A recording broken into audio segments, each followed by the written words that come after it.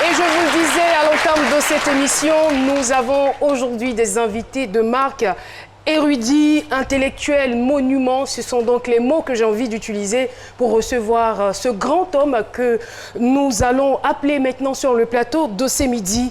Eh bien, il est d'origine malienne, il est aussi américain, astrophysicien. Mesdames et messieurs, commencez à vous lever parce que c'est tout simplement du lourd.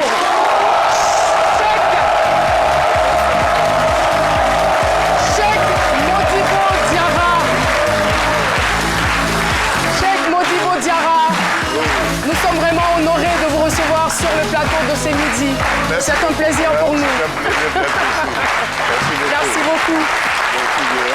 Eh bien, on a été tous fiers. On ne savait pas grande chose, on ne savait pas ce que cela voudrait dire ou voulait dire. Mais quand on nous a dit qu'il y a un Africain qui est à la NASA, franchement, on a sauté. On a tous sauté, effectivement.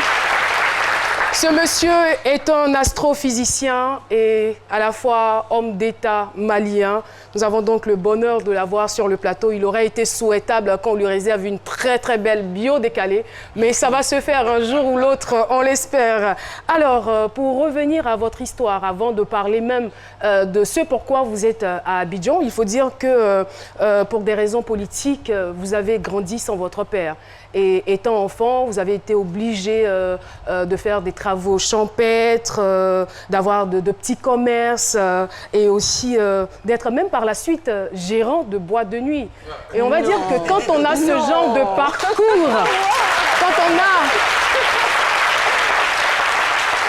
quand on a, on va dire, une telle vie que je jugerais entre griffes de précaire, comment est-ce qu'on arrive au sommet? Comment?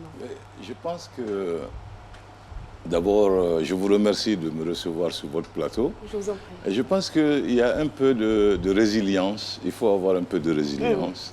Et en Afrique, vous savez, nos familles sont connectées. C'est-à-dire que quelque chose peut arriver à une famille précise, mais les familles voisines et les relations qui sont distantes se retrouvent autour de cette personne, ou autour de cette famille, et aident cette famille-là à rebondir. Donc, effectivement, j'ai eu le plaisir, le bonheur d'apprendre beaucoup de métiers comme ça. Si vous allez à Washington, D.C., tout autour de ce qu'ils appellent le Beltway, le périphérique qui circumnavigue la ville de Washington, les arbres qui séparent les deux voies pour que les gens ne mettent pas les phares dans les yeux des uns et des autres, tous ces arbres-là, c'est moi qui les ai plantés. Très tôt le matin. Pour rajouter que depuis 2006, comme j'étais étudiant et que je n'avais pas à l'époque de bourse, alors il fallait que je me réveille à 4 h du matin pour aller planter des arbres.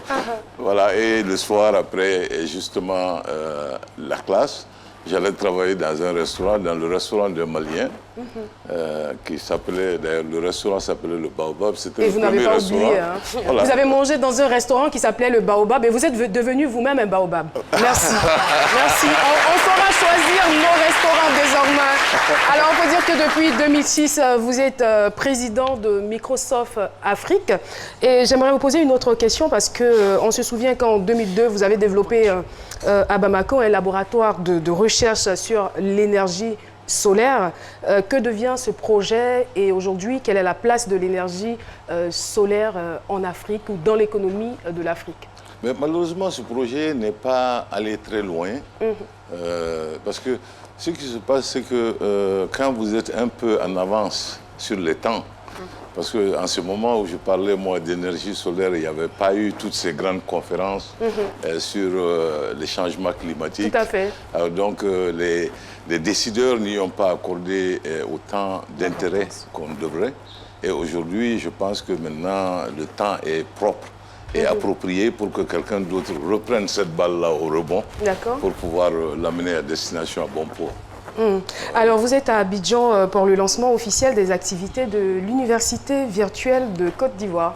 Par le passé, vous avez développé un sujet pareil du côté de Bamako. Oui, j'ai été le premier président de la première université virtuelle africaine que j'ai créée à Nairobi il y a à peu près 15 ans de cela.